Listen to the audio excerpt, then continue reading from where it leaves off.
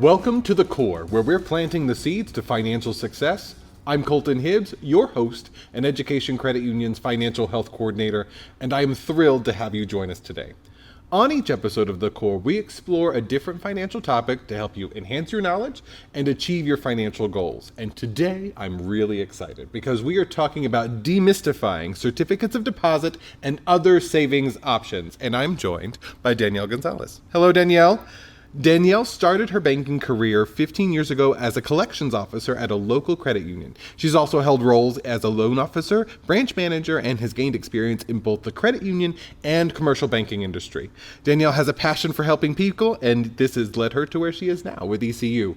You do fantastic work with us, and I'm so excited that you're here today just because these are the questions that I get asked after a financial education presentation, like, oh, I tried this, or so let's just dive on in, right? Sounds great. All right. So what are the key differences between a certificate of deposit and a traditional savings account, and who might benefit the most from what? Sure. So I think that's a really great question. So think about a CD as like a long-term reservation at a really fancy restaurant. Ooh. Okay.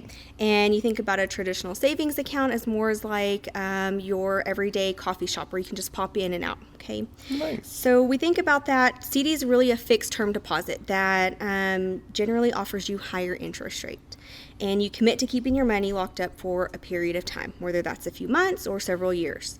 On the other hand, we have our traditional savings account products, and that's flexible, so allows you to take withdrawals out of it at any time, but typically offers you those lower interest rates, as you can think of.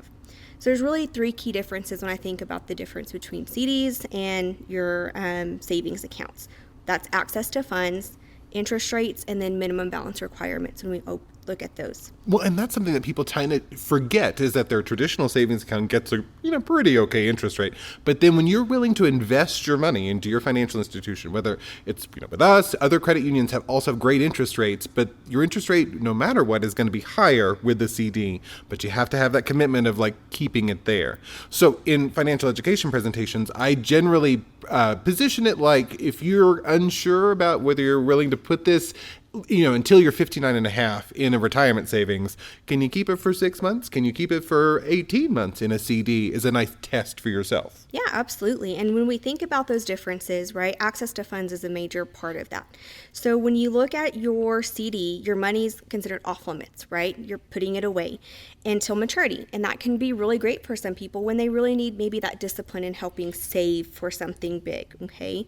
When I think about your regular savings account, then that offers that liquidity and convenience. You're able to access it every single day.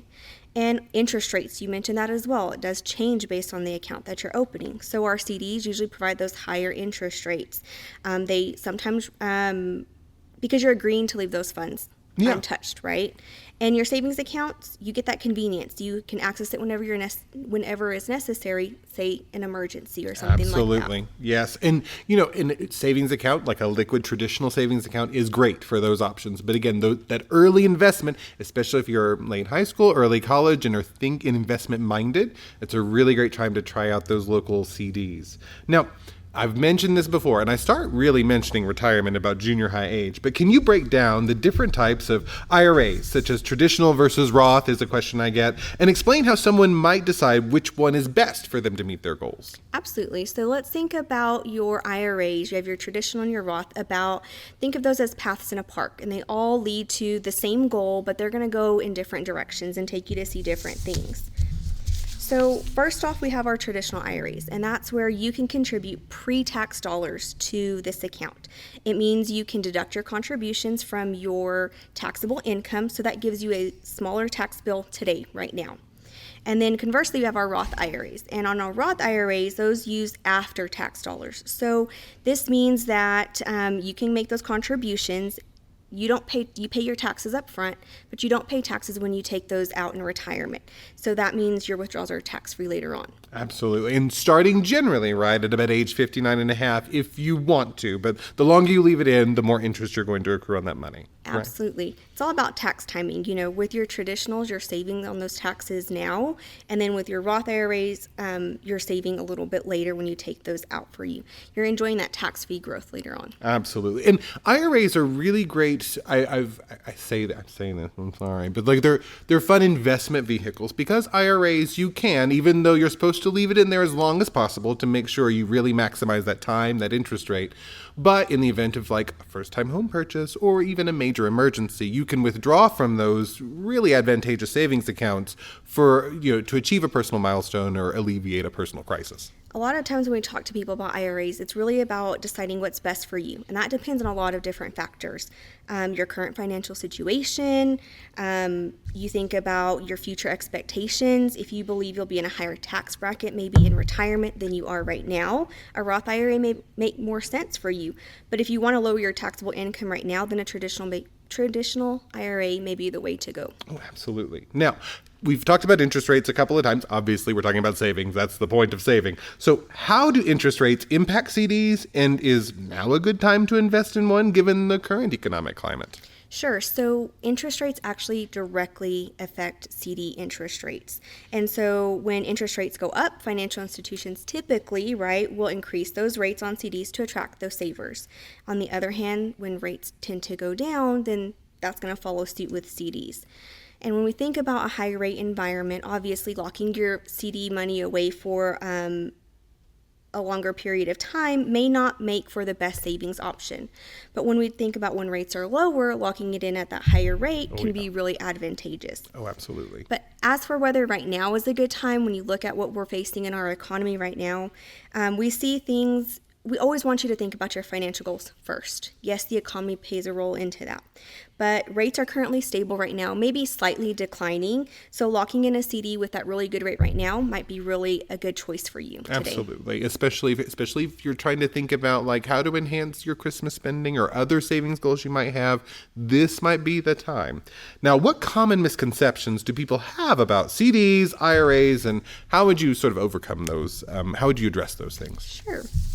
So in the world of finances, we know there's tons of myths out there, and those run rampant. So let's shine some light on some of these misconceptions that we have. And I can really think of just three that always pop into my mind when we talk about them.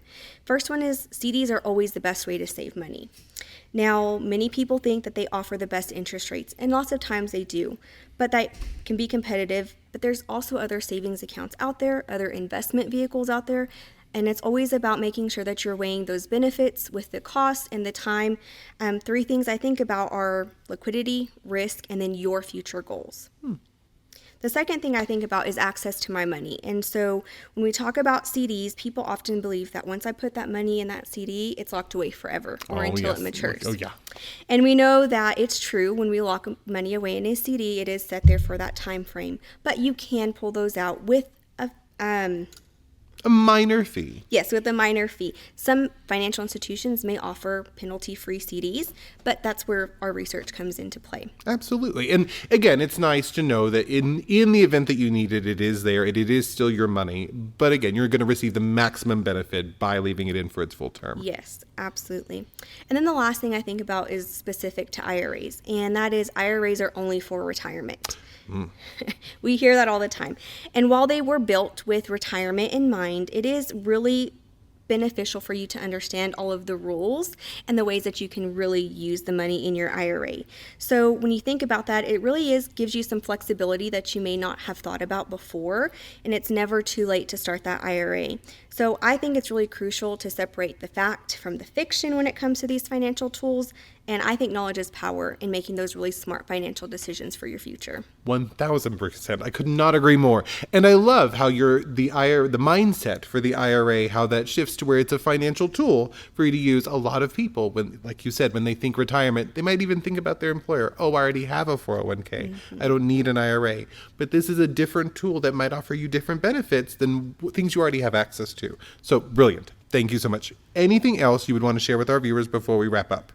I would just say that when you're thinking about saving for your future, there's lots of different options. So come and see us. We have so many tools that we can offer, so many knowledgeable people. ECU is here to help you reach your financial goals, no matter what those may be, short-term and long-term. I love it. Thank you so much, Danielle, for your time and expertise with us today and your insights. I know our audience benefited greatly. And to you, our audience, thank you so much for tuning in. You can catch a new episode of The Core on the first Friday of every month on Amazon Music, Apple Podcasts, Spotify, and YouTube. Thank you so much, and we will see you next time on The Core.